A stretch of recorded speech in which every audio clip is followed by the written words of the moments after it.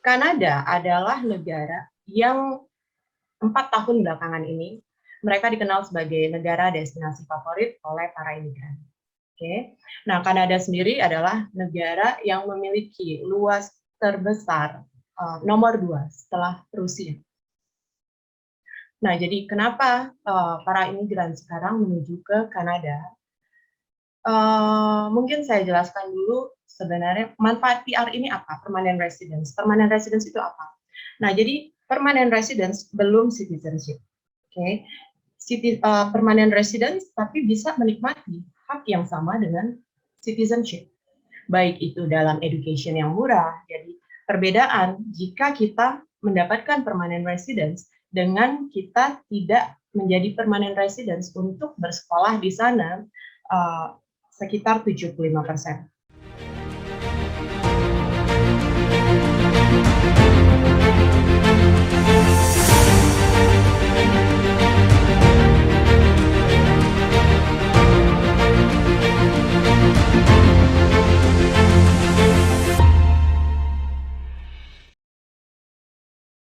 Banyak sekali pertanyaan-pertanyaan kepada Maple Corp ya mengenai Express Entry ini. Banyak yang nanya gimana sih cara yang pas ke Kanada selain studi misalnya, atau berapa lama untuk bisa ke Kanada melalui Express Entry. Nah, sebenarnya banyak cara gitu ya untuk ke Kanada. Nah, tergantung nanti kita cocoknya yang mana, kita bisa eligible-nya yang mana. Nah, kebetulan kita kedatangan salah satu partner kita nih, AIMS ya, yang diwakili oleh Sis Lia Handayani atau Sis Lydia. Welcome Sis Lydia, how are you? Halo. Halo. Halo, you hear me? Yes. Bisa dengar? Ya. Oke. Nah, Sis Lydia ini yang akan membantu Bro and Sis untuk bisa belajar gitu atau ngerti gitu apa sih Express Entry itu ya Sis ya. Ya. Silakan Sis. Oke. Ya, terima kasih Pak Andrew atas perkenalannya. Yes, sama-sama. Saya Lydia, immigration consultant. Saya di sini membantu Pak Andrew dan mewakili AIMS Immigration Relocation Specialist yang di Indonesia. Oke. Nah, jadi sebelumnya mungkin saya perkenalkan dulu siapa itu AIMS gitu ya. Jadi AIMS adalah sebuah agensi yang menangani pengurusan permanent residence, green card, dan kita menangani sekitar 20 negara. Nah, untuk saat ini yang terbuka melalui jalur General Skill Migration itu adalah Australia, New Zealand, Kanada. USA itu terbuka lewat jalur Unskilled Program. Oke. Nah, tapi hari ini nanti kita akan membahas Kanada dan khususnya Express Entry. Oke. Nah, jadi AIMS sendiri berdiri di tahun 2006 dan berbasiskan di Singapura. Jadi kita masuk ke Indonesia itu di tahun 2018. Saat ini kita sudah memiliki 14 office di 10 negara Asia Pasifik. Oke. Nah, jadi kita langsung start ke programnya ya. Sebelumnya saya mau share screen dulu. Once Sis. Berarti nanti sekalian yang mau nanya Q&A langsung ya Sis ya. Jadi iya. Ya, oke. Kalau sambil nanti kalau misalnya habis terangin langsung Bro and Sis bisa bertanya ya. Oke, thank you Sis. Oke, terima kasih.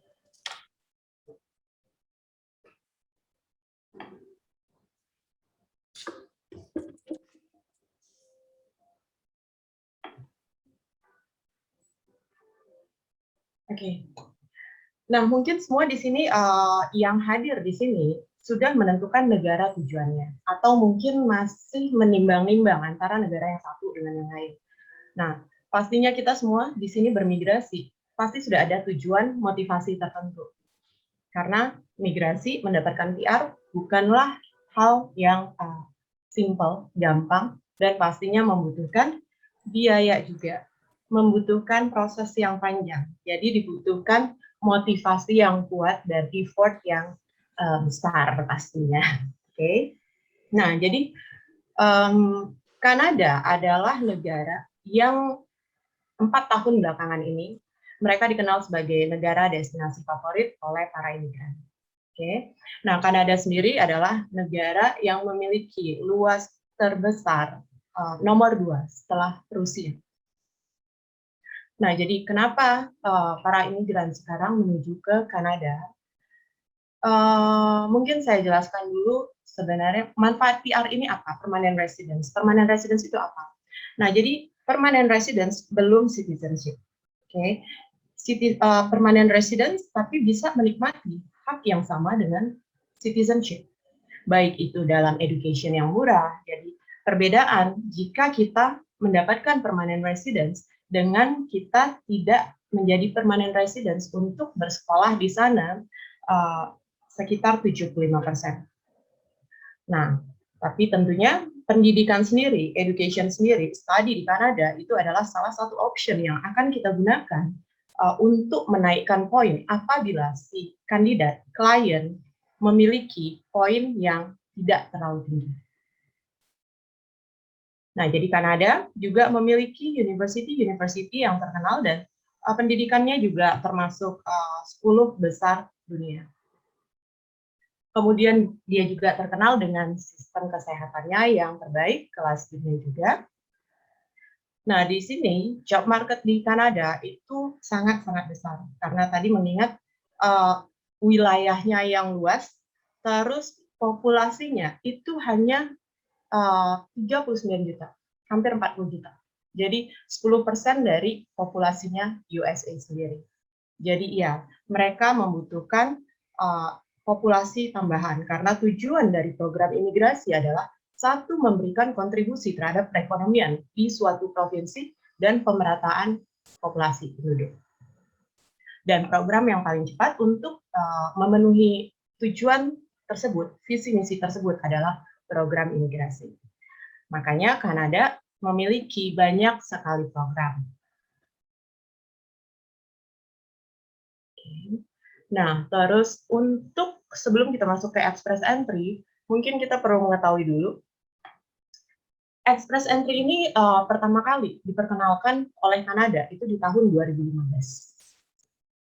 Nah, jadi kuotanya masih cukup lumayan besar, tapi juga hal yang sangat dipertimbangkan di sini untuk bermigrasi juga adalah usia. Semakin bertambah usia kita, poin kita nanti akan semakin berkurang juga. Oke. Nah, jadi ini yang akan kita bahas hari ini adalah Express Entry.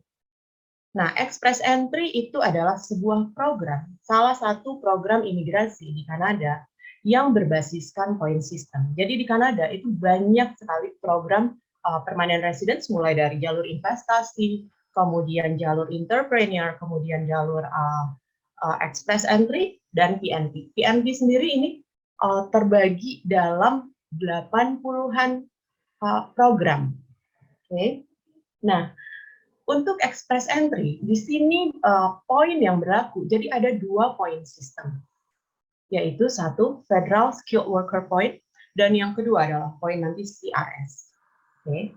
Nah, di bawah Express Entry, mereka memanage ada 3 program. Satu, Federal Skilled Worker. Nah, Federal Skilled Worker ini adalah untuk aplikan mereka yang mau meng-apply PR Kanada dari luar Kanada dan mereka tidak memiliki pengalaman kerja di Kanada sebelumnya. Jadi jika teman-teman semuanya belum memiliki pengalaman kerja di Kanada dan juga tapi sudah memiliki pengalaman kerja profesional full-time job, itu bisa pakai jalur Federal Skilled Worker. Nah, kemudian ada lagi Federal Skilled Trade. Federal Skilled Trade ini adalah untuk mereka yang memiliki profesi-profesi seperti technician, construction, terus chef, butcher, jadi seperti itu. Nah, kemudian ada lagi Canadian Experience Class. Canadian Experience Class ini adalah untuk mereka yang sudah memiliki pengalaman kerja at least 1 tahun di Kanada. Nah, semuanya ini Federal Skilled Worker, Federal Skilled Trade, dan Canadian Experience Pass, ini semua masing-masing memiliki cut-off point yang berbeda-beda.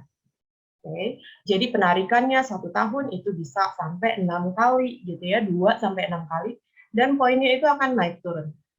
Tapi kalaupun turun, mereka tidak akan jauh dari cut off point yang sekarang. Nggak mungkin turun sampai 20 poin.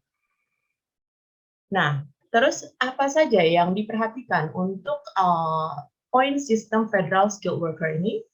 Nah, indikatornya nanti adalah education, English. English yang dipergunakan di sini adalah cuma IELTS General. IELTS Academic itu untuk kebutuhan study. Tapi untuk permanent residence-nya nanti adalah IELTS General. Tapi kalau kita ngambil study di sana, selesai study, kita mau ngambil IELTS di sana untuk tujuan PR-nya, itu kita bisa ambil CELTIP. Okay. Nah, terus bahasa Prancis. Apabila kita memiliki keterampilan berbahasa Prancis, ini bisa memberikan tambahan poin 25 sampai 50 poin. Terus work experience. Work experience di sini, pengalaman kerja yang diperhatikan adalah 10 tahun terakhir. Dengan syarat harus related satu dengan yang lainnya. Jadi jika tidak relate, itu tidak akan diakui. Nah, kemudian juga untuk pengalaman kerja harus pengalaman kerja profesional full time. Nah, usia di sini, usia juga memegang peranan penting. Usia puncak adalah di usia 29 dan 30. Setelah itu 31, 32, 33 itu poin akan semakin menurun setiap tahunnya. Disitulah kita perlu melihat option apa yang harus dipergunakan buat para kandidat untuk mereka menaikkan poinnya. Apakah itu study, harus kita ambil jalur itu, ataukah dia harus mencari job offer, gitu kan ya. Nah, kemudian di sini arrange employment in Canada itu adalah ya job offer tadi.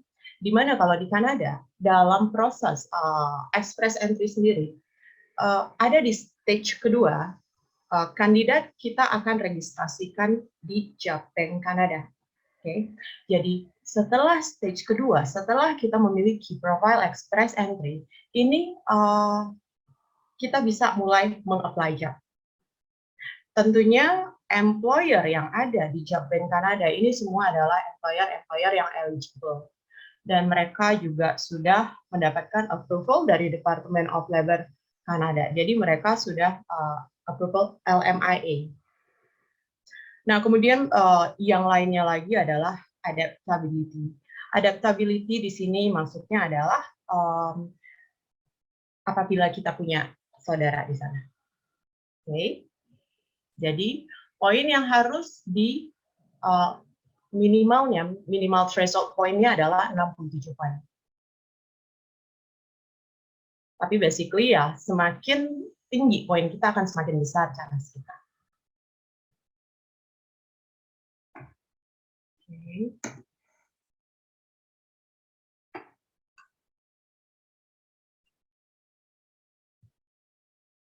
Nah, sebentar ya. Oke. Nah, jadi ini tadi yang saya sudah bahas. Di bawah Express Entry, mereka memanage 3 program. Federal Skilled Worker, Federal Skilled Trade, dan Canadian Experience Plus. Nah, apa saja kriteria yang diperhatikan di sini untuk Express Entry ini? Nah, jadi si main applicant itu harus berada di usia 18 tahun ke atas. Kemudian di sini juga pengalaman kerja diperhatikan minimal 1 tahun itu di NOC atau NOC, O, A, dan B. NOC O adalah untuk managerial occupation, A untuk profesional, kalau B untuk spesial keahlian-keahlian tertentu yang seperti tadi technician, construction, chef, butcher. Nah, kemudian di sini yang perlu diperhatikan IELTS juga. Untuk minimum education itu masih bisa high school. Tapi balik lagi, Di sini tadi kita harus perhatikan ada 3 program. Jadi ini mengcover semuanya. Federal Skilled Worker, Federal Skilled Trade, dan satu lagi Canadian Experience Pass. Yang paling tinggi cut-off point-nya itu adalah di Federal Skilled Worker. Oke. Jadi bagi mereka yang mungkin high school diploma itu untuk program yang Federal Skilled Trade, di mana cut-off point-nya itu mereka sangat rendah, sekitar 190, dan mereka harus mendapatkan job offer. Jadi Federal Skilled Trade, walaupun cut-off point-nya rendah, requirement-nya juga nggak gampang. Mereka memerlukan job offer, dan salah satu mereka juga memerlukan license dari salah satu provinsi di Kanada yang sesuai dengan provinsi mereka. Nah, kemudian di sini apalagi yang diperlukan, yaitu medical clearance. Medical clearance di sini yang perlu diperhatikan adalah bebas HIV, bebas TB, critical illness, dan pastinya seluruh anggota keluarga yang ikut di dalam aplikasi itu harus memiliki kesehatan mental yang baik. Karena itu bisa mempengaruhi aplikasi. Dan ini nanti akan diminta di akhir proses setelah kita mendapatkan invitation. Jadi ini akan berbarengan, harus kita provide dengan police clearance. Police clearance di sini kalau dari Indonesia itu SKCK, tapi kalau kita pernah tinggal sebelumnya dalam 10 tahun terakhir ini di luar negeri lebih dari 6 bulan, itu juga harus kita provide. Misalnya kalau dari USA itu FBI. Oke. Nah, kemudian di sini poin tadi Federal Skilled Worker Point Test. Jadi harus has 67 poin. Nah, tadi kita sudah membahas Federal Skilled Worker Point System. Nah, di sini adalah yang kedua, CRS ataupun Comprehensive Ranking System. Maksimum poin adalah 1.200. Yang diperhatikan di sini adalah usia. Usia antara single dan mereka yang sudah married atau memiliki partner, common law partner juga diakui di sini. Itu perbedaannya, kalau single 100, kalau memiliki partner 110, maksimum poin. Education untuk yang single 140, untuk yang mereka yang sudah married 150. Kemudian di sini language proficiency, maksimum poin 150 untuk yang single. Untuk yang sudah married itu 160. Canadian work experience jika ada, 70 untuk single dan 80 untuk yang sudah married. Nah, terus bagi mereka yang sudah memiliki partner, baik itu melalui married atau common law partner, ini juga mereka bisa menambah poin bagi main applicant. Nah, di sini yang perlu diperhatikan, level of education dari partner kita, kemudian kemampuan berbahasa Inggris, kemudian di sini apabila partner kita memiliki pengalaman kerja di Kanada, ini juga bisa menambah poin. Jadi maksimum poin dari kategori ini adalah 40 poin. Nah, kemudian di sini skill transferability factor. Di sini adalah keahlian kita yang diperhatikan, baik itu pendidikan, baik itu juga keterampilan berbahasa Inggris, okay. Dan juga pengalaman kerja Kanada dan dikombin dengan pendidikan kita. Nah, kemudian juga nanti skill transferability dari pasangan itu juga diperhitungkan. Kalau kita yang skilled trade tadi, apabila kita memiliki sertifikat dari salah satu provinsi Kanada, itu juga bisa menambah 50 poin. Tapi untuk memiliki sertifikat ini, kita harus masuk ke Kanada.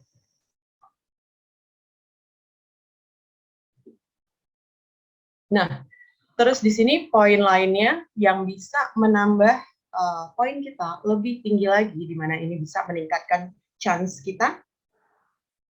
Ini adalah sibling. Jadi apabila kita memiliki sibling ataupun relatif di Kanada yang sudah hold PR ataupun mereka sudah citizen, ini bisa memberikan tambahan 15 poin. Tapi di sini yang berlaku adalah ring pertama aja. Oke, jadi dia sampai om dan tante. Sepupu sudah tidak bisa dihitung lagi.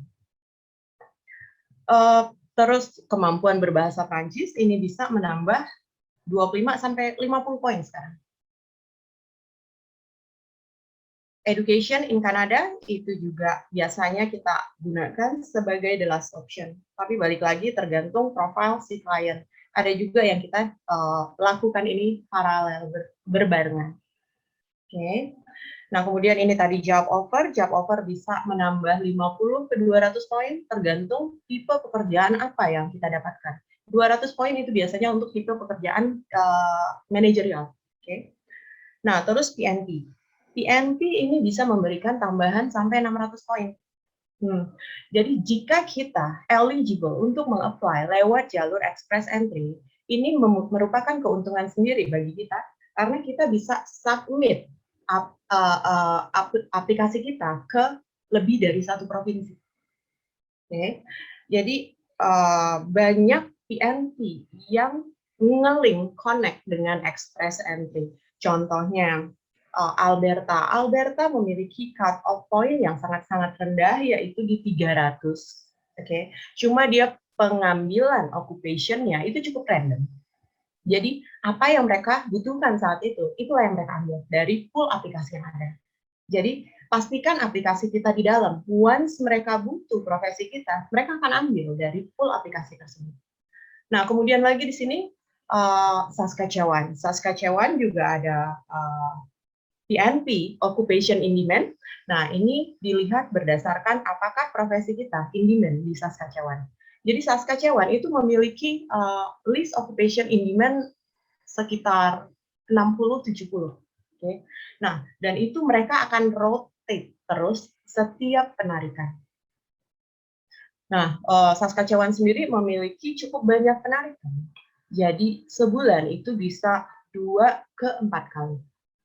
Okay. Nah, jadi terus Manitoba kriterianya berdasarkan relatif. Jadi kalau kita punya saudara, even itu teman di Manitoba, ini bisa membantu kita untuk mendapatkan nominasi dari si Manitoba. Bukan berarti si teman ataupun saudara yang mensponsori PR kita, tidak. Tapi ada poin tambahan. Okay. Tentunya mereka juga nanti akan diinterview dan kita juga harus memprovide dokumen-dokumen, bukti berupa percakapan di WhatsApp, foto bersama. Nah, itu juga harus disertakan. Jadi kita harus memperlihatkan seberapa kuat hubungan kita dengan relatif mereka yang kita klaim sebagai relatif tadi. Nah, kemudian di sini Ontario itu sudah cukup padat. Jadi dia poin yang kita bisa masukkan di situ minimal adalah mereka yang memiliki 405 poin. Oke. Itu untuk kita submit. Bukan berarti begitu kita submit harus pasti dipilih. Karena juga mereka memiliki list occupation in demand tertentu dan itu juga akan mereka rotate setiap tahunnya. Dan untuk saat ini, Ontario itu fokusnya lagi di satu IT, kemudian marketing, tenaga kesehatan, dan mereka yang poinnya berkisar di 460-an ke atas. Nah, jadi nanti itu akan berubah lagi pasti. Newfoundland mereka juga ada program yang nge-link juga ke express entry itu dan occupation in demand-nya itu semua di IT. Nah, jadi kita akan masukkan aplikasi si kandidat ke setiap provinsi di mana occupation mereka in demand. Nah, jadi nanti kita akan lihat mana dulu yang akan mengambil, provinsi mana dulu yang akan memberikan nominasi. Once mereka mengeluarkan nominasi, itu akan memberikan poin 600 poin dari poin real CRS kita. Oke. Nah, jadi untuk Express Entry sendiri, inilah gambarannya untuk processing timeline-nya. Jadi nanti setelah engage dengan aims atau agensi tertentu, kemudian di sini kita akan mengeluarkan checklist dokumen yang perlu dipersiapkan di tahap awal. Semua dokumen itu harus ditranslate ke bahasa Inggris, tapi kalau yang udah dual bahasa itu nggak perlu ditranslate. Nah, kemudian yang masih bahasa Indonesia itu yang mentranslate harus translator tersumpah. Ini juga paralel nanti dengan persiapan IELTS, juga paralel dengan assessment terhadap certificate education kita, di mana itu harus dilakukan oleh institusi di Kanada. Dan kemudian setelah dokumen tahap awal nanti selesai, kita mulai mempersiapkan EOI, Expression of Interest. Di sini juga nanti akan dipersiapkan dokumen-dokumen yang membuktikan profesi kita sesuai dengan NOC atau NOC yang kita masukkan tadi. Nah, barulah nanti kita submit semua aplikasinya, dokumennya ke Express Entry. Once sudah dapat sudah ada Express Entry profile, di sini baru kita submitkan untuk Provincial Nomination Programnya. Di sini juga nanti kita akan registrasikan di Japan Kanada. Oke. Jadi semua aplikasi di sini akan bertahan setahun 2 tahun. Oke. Jadi di sini nanti kita akan lihat progresnya. Provinsi mana yang memberikan invitation terlebih dahulu. Atau bahkan mungkin kita mendapatkan pekerjaan lebih dahulu. Karena itu bisa saja terjadi di sini. Nah, jadi kalau nanti dapat pekerjaannya dulu, berarti berangkat pakai work permit dulu sambil tetap kita proses untuk aplikasi PR-nya. Poinnya tadi harus kita masukkan, bukti bekerjanya harus kita masukkan berupa misalnya employment reference letter-nya, terus payslips-nya. Nah, kemudian nanti, tapi kalau dapat invitation dari salah satu provinsi, berarti nanti kita maju ke persiapan dokumennya langsung. Yang terakhir, yaitu seperti police clearance, medical clearance, dan kemudian di sini juga harus diperlihatkan proof of fund. Proof of fund itu tergantung berapa orang yang ada di dalam aplikasi. Karena itu berbeda, ada hitungannya, dan itu juga bisa berubah. Biasanya setahun 2 tahun sekali pemerintah Kanada akan menyesuaikan dengan living cost di sana. Oke, jadi itu nanti harus dicek lagi once kita mendapatkan invitation. Dan ini juga sangat-sangat mempengaruhi aplikasi. Jadi perhatikan kesehatan. Terus kemudian catatan kriminal, atau kita pernah overstay di satu negara, ataupun bekerja tanpa visa yang legal, itu harus diperhatikan. Karena itu akan mempengaruhi aplikasi juga. Kita nggak mau once kita udah dapat invitation, di mana prosesnya ini tinggal 10% lagi, kita gagal cuma gara-gara kita pernah overstay ataupun bekerja secara ilegal, dan juga selain itu proof of fund tadi. Proof of fund 6 bulan terakhir. Oke. Nah, jadi secara ya normally untuk pengurusan pengurusan PR melalui Express Entry ini berkisar di antara 1,5 ke 2 tahun. Tapi balik lagi, seberapa tinggi poin kita. Okay. Terus apabila kita memang harus mengambil jalur studi, tentunya pasti membutuhkan waktu lebih lama lagi. Tapi ya, itu adalah salah satu jalur yang pilihan yang option yang kita ambil gitu ya.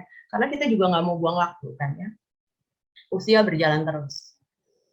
Regulasi pemerintah berubah terus. Oke. Nah, jadi PR adalah sebuah perjalanan yang panjang, dan juga kita harus tahu profil kita, program apa yang tepat buat kita gitu. Dan IELTS sendiri, IELTS itu butuh waktu mempersiapkan. Nah, tadi seperti saya sebutkan, Kanada itu membuka program Express Entry dari 2015. Jadi so far itu mereka sudah di 2016 aja mereka sudah mengeluarkan ribu invitation. Nah, kemudian di sini tahun ini mereka targetnya sekitar 120.000 apa 140.000. Dan ini sudah terpenuhi 88.000. Jadi masih on track semuanya. Nah, kemudian di sini tentunya permanent residence itu harus di-maintain karena tiap 5 tahun sekali harus diperpanjang. Jadi sebelum expired nanti harus diperpanjang. Let's say 4 tahun 6 bulan itu diperpanjang. Jadi yang diperhatikan di sini kita harus menjadi warga negara yang baik. Kemudian staying requirement at least 2 tahun dalam 5 tahun kita harus tinggal dan bekerja di Kanada.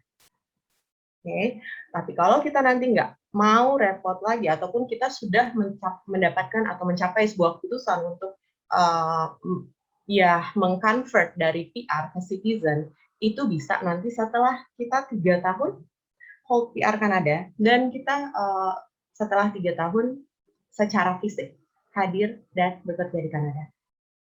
Oke.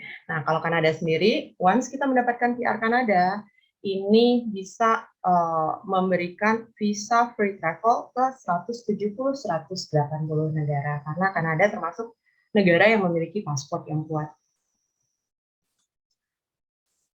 Oke, nah jadi itu tadi mengenai PR Kanada, khususnya Express Entry. Jadi nggak mungkin kita bahas di sini semua, apalagi Provincial Nomination Programnya ada 80-an. Mungkin nanti kita akan bahas di sesi yang lain ya Pak ya? Ya, betul. Oke. Terlalu banyak nanti ya. Jadi kita ya mudah-mudahan ya. Mudah-mudahan itu tadi informasi yang saya berikan tadi bisa membantu kita semua yang hadir di sini memiliki pengetahuan tambahan. Oke. Silakan Pak Andrew. Ya, untuk Sis Lydia, tayangan ini bisa dimasukkan ke YouTube kan ya? Nanti kan untuk yang mau lihat nanti later on, seperti itu, boleh? Silakan. Karena kan jarang nih topik kayak gini nih, Sis Lydia. Iya, right, betul. Benar. Kan Ibu Debbie ya. Ya, ini ada pertanyaan nih, langsung ya. Ya, Ibu Debbie. Bentar, saya unmute dulu ya, yang mau langsung ya. Bu Debbie, oke.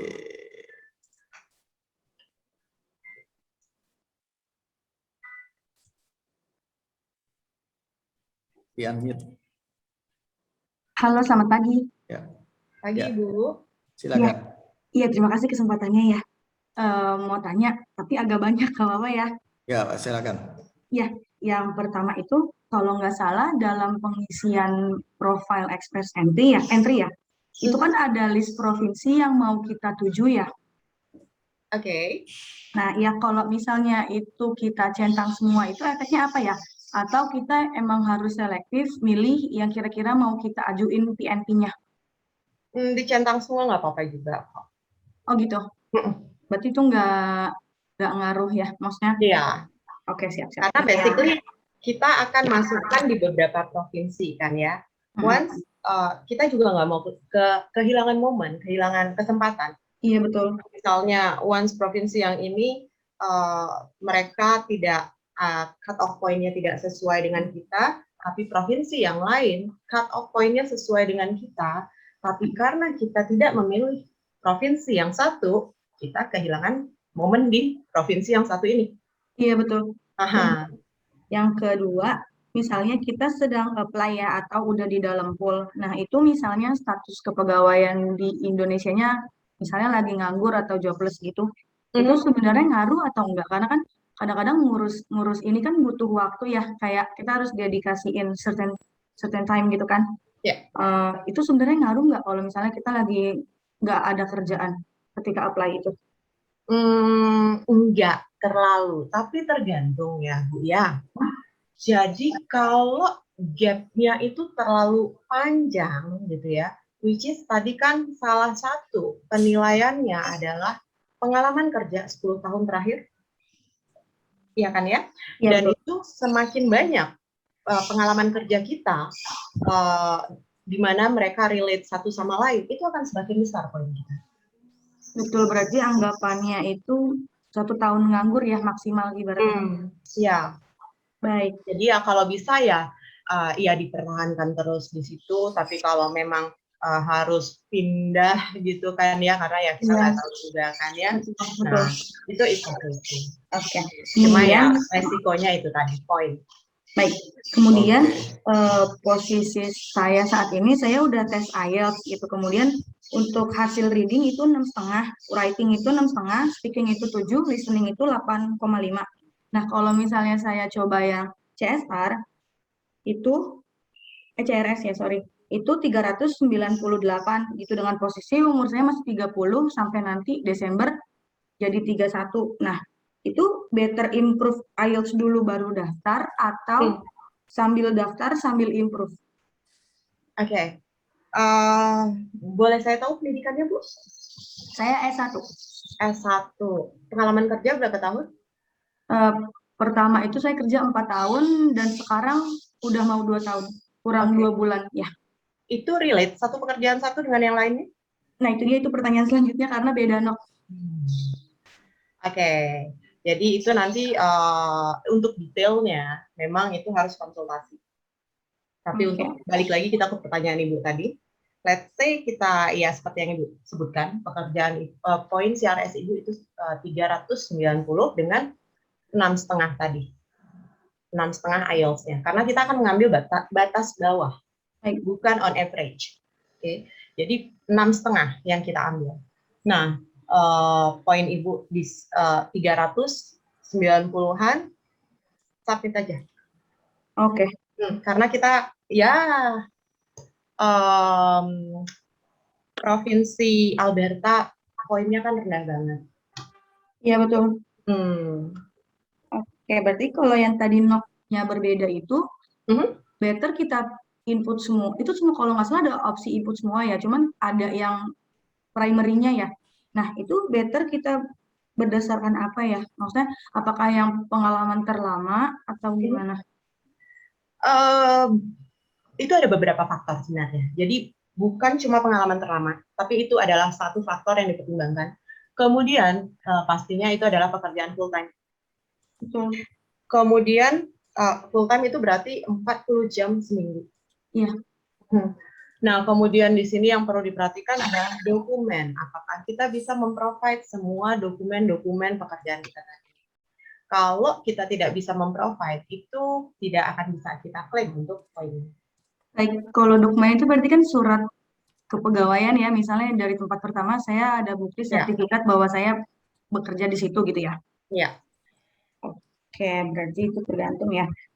Kemudian mau nanya, kalau yang tadi medical clearance itu mental health juga atau physical aja? Sorry Bu, tadi kepotong, keputus. Yang mental health tadi, yang ya itu termasuk mental health kah yang untuk clearance itu? Iya, benar. Oke, baik. Karena ya once kita mendapatkan PR negara manapun itu, kita kan akan menjadi tanggungan government. Betul. Jadi tiap negara mereka memiliki threshold masing-masing. Misalnya kita ada penyakit tertentu, berapa sih biaya yang harus kita habiskan untuk perawatan penyakit kita ini? Baik. Jadi nanti itu akan kita minta sih. Baik. Kemudian sebenarnya ada pertimbangan lagi. Saya kan current edu-nya kan S1. Nah, misalnya saya ambil yang kayak diploma gitu yang kurang lebih 2 tahun, itu apa akan lebih memudahkan atau enggak ya, Mbak? Kalau misalnya untuk stay di sananya? Ini diploma di Kanada, maksudnya apa diploma di luar Kanada? Di Kanada, Mbak. Ya, pastinya kalau Ibu masuk study di sana, nanti Canadian Experience Pass. Itu sudah ya beda lagi programnya dengan yang Federal Skill Worker. Jadi kan tadi ada 3. Jadi once Ibu study di sana, Ibu punya pengalaman kerja di sana at least 1 tahun, akan kita switch langsung ke Canadian Experience Pass. Jadi ya dengan study di sana, ya itu membantu. Kalau Sorry, ya, ini mungkin harus ini lebih lanjut ya. oh, baik, baik, Maksud baik, Pak. sesi khusus ini. Siap, siap, Soalnya siap, siap. udah masih banyak pertanyaan-pertanyaan ngantri. Siap, siap, Nih, siap. oke. Terima kasih Ya, kesempatannya ya. ya sis Ya, ya. Ibu. Nanti session khusus bersama Bu Lydia. Oke, Siap, siap. thank Thank you. you. Oke, Ya, next Pak Indra, silakan. Siang, Bu. siang Pak. Nah, saya mau tanya, itu kalau misal, selain kan aku baca, lihat di Canada Immigration, itu kan mereka terima CRS Express Entry itu scoresnya itu misalnya 760, 745, kayaknya kurang sampai 300 ya. Nah, dengan kita apply PNP, jadi skor yang kita misalnya 398 itu bisa eligible buat provinsi-provinsi gitu ya. Ya, benar. Jadi itu kita dikasih tahu nggak sama dia kalau misalnya eligible di provinsi apa? Enggak. Oh, jadi Kita kita, harus melakukan research kita sendiri. oh gitu. Jadi, either Bapak menggunakan agensi untuk melakukan pengurusan aplikasi Bapak, karena mereka yang akan memantau, atau kalau Bapak ngurus sendiri, berarti Bapak yang harus memantau dan research. Oh, begitu ya. Hmm. Terus itu kalau yang PNP itu kita harus tinggal di situ ya? Setelah nanti mendapatkan PR-nya sudah di-approve, terus nanti Bapak masuk ke sana, at least memang 2 tahun harus tinggal di sana. Gitu. Terus, Karena mereka udah memberikan invitation ya Pak ya, paling tidak kita memberikan kontribusi. iya, terus pertanyaan kedua, itu tadi kan Ibu sempat bilang kalau misalnya kita selama apply PR, terus kita kan masukin job, kalau ada job offer, terus ternyata bisa diterima kerja, berarti diterima kerja dulu, baru keluar PR kan? Benar. Itu berarti kita kerja di situ, working permit-nya apakah bisa disetujuin sama mereka? Karena employer-employer yang di Bank Kanada, itu mereka eligible semua kok. Employer yang eligible untuk LMIA. Oh, jadi itu sistemnya kembali lagi ke LMIA itu? Ya, kalau Express Entry harus ada LMIA, Pak. Dan untuk mendapatkan LMIA ini kan mereka, jadi itu adalah undang-undang hukum imigrasi, di mana mereka kan harus mengutamakan orang dalam dulu, citizen, permanent resident sana dulu. Once nanti kita juga permanent resident di sana, kita yang lebih diutamakan untuk mendapatkan pekerjaan daripada orang luar. Iya, iya. Aha. Terus pertanyaan terakhir yang ketiga, di usia 45 tahun, apakah masih eligible untuk apply express entry? Dan kalau melalui jalur studi, apakah boleh, misalnya kita ambil studinya setahun aja gitu loh, ambil studi setahun, nah itu akan pengaruh ke visa studi nggak? Kalau ambil studi setahun tuh visa studinya lebih susah gitu nggak? Oke. Nah, jadi kalau pertanyaan Bapak ini, sebenarnya ini bukan hanya berdasarkan usia, karena basically untuk express entry mereka tidak ada batasan usia. Oke, tapi kan kita juga harus punya timeline, ya kan ya. Jadi itu nanti dilihat dari profesi Bapak saat ini, provinsi mana yang Bapak tuju, oke? Karena beberapa provinsi juga ada program, let's say pilot program yang link juga dengan express entry, di mana kalau pilot program ya nanti, jadi itu harus konsultasi khusus. Oke, itu konsultasi lagi ya Pak Indra ya untuk next. Ya. Karena nanti Ya, itu khusus panjang. Iya betul. Oke, ini ada lagi yang mau tanya ya sama-sama Pak Indra. Pak Michael Pak. bisa unmute Michael Chandra. Thank you Pak Indra. Ya. Pagi Halo, Bu. Pak. Iya pagi. Aku mau tanya ada beberapa. Yang pertama, saya pernah coba hitung pakai kalkulator di imigrasi Kanada untuk CRS. Ada kalau saya coba ya, sebelumnya itu saya punya skor 305. Oke, terus saya coba apply, misalkan saya ngambil master di sana dengan IELTS, karena saya memang masih single saat ini, dengan umur 37 tahun ini, at least kalau saya kuliah di sana dan punya pengalaman di umur master kan 2 tahun ya. Rata-rata 2 tahun. Ya, oke. Itu at least di umur 40-an, itu skor saya berubah jadi 468. Waktu itu saya ngeliat CRS-nya, skor itu masih bisa sih. Tapi bulan kemarin saya cek CRS itu tiba-tiba jadi 700. Apa saya salah lihat pertamanya? Karena saya tes itu sekitar 2 sampai 3 bulan lalu, waktu Jun lah ya. Terus saya cek lagi bulan kemarin, tiba-tiba naik jadi 700. Kalau Oh, oke. Nah, itu kan tinggi sekali ya kenaikannya ya. Kalau kayak oke. gitu, tetap kita apply saja atau memang kita mau coba cara-cara lain? Oke. Nah, jadi balik lagi, express entry tadi terbagi 3. Biasanya yang penarikan atau cut off point di 700 ke atas itu either mereka dapat PNP, karena 600 poin dari PNP, ya mereka PNP. Kalau federal skilled worker itu di 460-an. Oh, oke. Once Bapak study di sana, ada pengalaman kerja di sana, itu di Canadian Experience Class itu 404 berkisar di situ sih Pak. Sebelumnya 300-an. Oke. Tapi nanti perlu dihitung ulang sih Pak, karena gini, jadi mereka gitu yang konsultasi gitu ya Pak ya, biasanya mereka sudah melakukan tes eligibility sendiri. Nah, tapi begitu kita assess, itu biasanya ada kesalahan-kesalahan data ataupun informasi yang mereka masukkan. Jadi harus di-assess ulang. Jadi Bapak nanti boleh juga ke kita untuk kita assess ulang.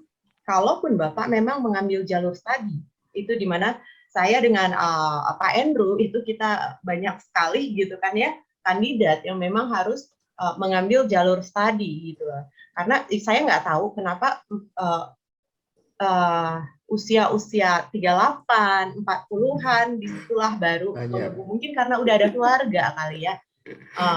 Usia yang 20 tadinya master degree gitu ya, masih santai-santai aja gitu loh.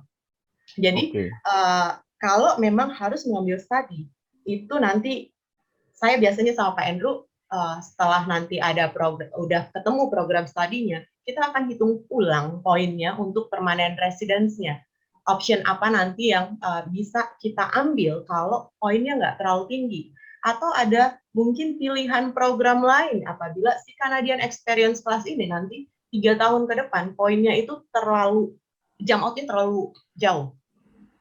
Oh, oke. Soalnya saya kemarin setelah saya lihat 700 itu, lihat di websitenya agak speechless gitu, gue bilang, kok naiknya tinggi banget. Nah, itu PNP kok Pak, itu penarikan PNP. Oh, mungkin bisa dibantu sekolah ya berarti ya. Nah iya, tadi memang Pak Michael, ya betul, nanti kita siap membantu ya. Betul. Memang pertanyaan kedua saya mau tanya apakah IAMS ini sama Maple itu punya kerjasama yang bisa ngebantu. Ternyata sudah dijawab. Sudah Pak, kita solid. TikTok. Oke, sip. Yang satu lagi boleh yang terakhir ini? Ya, boleh.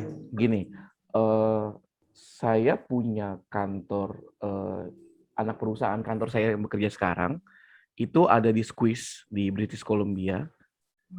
Oke. Sorry Michael, sebelum lanjut ya. Ini soalnya Mbak Lydia mau ada appointment lagi. Ini one last question ya? Yes, one last question. Yes. Mbak Lydia? Oke, silakan Pak. Oke.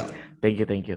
Jadi pada saat di sana saya sempat kemarin ada managerial training juga. Saya sempat nanya sama tim HRD kalau saya mau move ke sana, terus di sana juga ada subsidiary kantor ini, apakah bisa lanjutkan ke sana? Saya sempat nanya ke satu site dulu. Ternyata mereka bilang bisa. Nah kalau begitu itu tambah poin nggak ya, Bu Lydia? Jadi gini, kalau job offer selama si employer ini mereka bisa mendapatkan LMIA, Labor Market Certificate-nya dari Department of Labor sana, itu bisa. Oh, Tapi untuk mendapatkan LMIA ini, si employer nanti yang harus mengajukan. Kenapa mereka harus meng-hire orang dari luar? Apakah profesi ini tidak ada yang bisa mengisi di sana? Tapi dan itu harus melalui advertisement. Jadi mereka harus advertise pekerjaan tersebut selama 3 bulan, 6 bulan gitu kan ya. Dari situlah nanti pembuktiannya. Kalau tidak ada yang meng-apply, bisa. oke. Oke, thank you. Ya. Mau jawab Lydia. terakhir nggak, Sis Lydia ini? Silakan, Tanjung. Pak. Oke.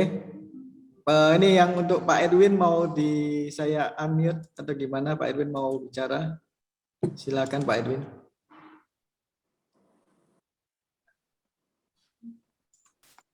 Pak Edwin. Oh, oke. Nih saya bantu ini aja ya. Dia tulis pengurusan sponsorship bisa dilakukan di dalam Kanada atau di luar Kanada. Yang baiknya, Sis Lydia. Pengurusan sponsorship bisa dilakukan di dalam Kanada atau di luar Kanada. Oke, sponsorship ini berdasarkan apa, Pak? Karena sponsorship ini kalau kita berbicara mengenai sponsorship, ada job sponsor, banyak, ya? Ada family. Jadi kalau berdasarkan job itu dari luar Kanada pun bisa. Ya, family pun bisa. Selama ya itu tadi, buktinya, dokumen-dokumennya bisa kita provide. Oh, oke. Nah ini Iis nih mau bicara. Ini the last ya, Mbak. Last. Oke, silakan. Halo Ibu. Sisi Iis. Ya, halo, selamat siang Kak. Ya, selamat siang. Ibu. Ya Kak, saya mau tanya ya Kak, jika nanti saya mau lanjut studi, kebetulan kan saya di sini itu karena sibuk kerja dari dulu, saya lupa untuk melanjutkan, saya diploma kebetulan. Apakah nanti pihak AIMS bisa membantu untuk, jadi saya nggak ngambil terlalu banyak gitu Kak, bisa lanjut S1-nya gitu? Maksudnya perpindahan Ibu punya transkrip SKS? grade, ya betul. Okay. Ya, soalnya saya pernah dengar kalau untuk Mbak Iis kayaknya ya sekitar 20-25 bisa selesai dalam kurun waktu setahun gitu. Saya pernah baca juga gitu loh Kak. Tapi benar apa enggaknya sih saya nggak tahu, makanya saya pengen tanya sama AIMS gitu. Kalau itu Pak Andrew biasanya yang mengurus, dan pastinya juga harus tergantung ini juga Bu, approval dari si university dan program apa yang diambil. Kalau mereka memberikan approval, nah baru bisa gitu kan ya Pak ya? Iya, betul. Tapi bisa bantu gitu ya Pak KN? Ya, nanti kita bantu Sis, kalau untuk sekolah ya, kita spesialis di sana kok. Ya. Oke. Thank you so much. Ya, no problem Sis. Oke. Sis Lydia, mungkin enough ya atau gimana Sis? Ada lagi? Oke. Ada lagi? Oke, kayaknya sounds already enough ya. Nanti kita kalau tutup, mau dibahas lebih dalam bisa boleh. scheduling ke Pak Andrew ya. Oke, last ini statement deh dari Sis Lydia. Sis, silakan. Last statement, ini yang susah Kak. Ya, jadi ya saya juga nggak panjang-panjang kasih penutupan gitu ya Pak ya. Ya, jadi setelah ini kalau mau konsultasi silakan melalui Pak Andrew dulu untuk scheduling. Terus kita bagi mereka yang memang ada planning, memang sudah ada tujuan lah untuk bermigrasi. Lakukan secepatnya karena migration processing it takes time, so don't waste your time.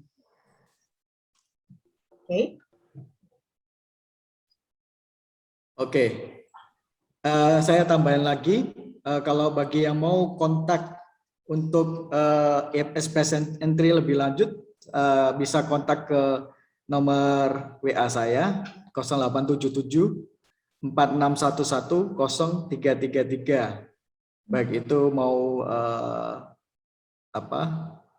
appointment untuk study juga ya.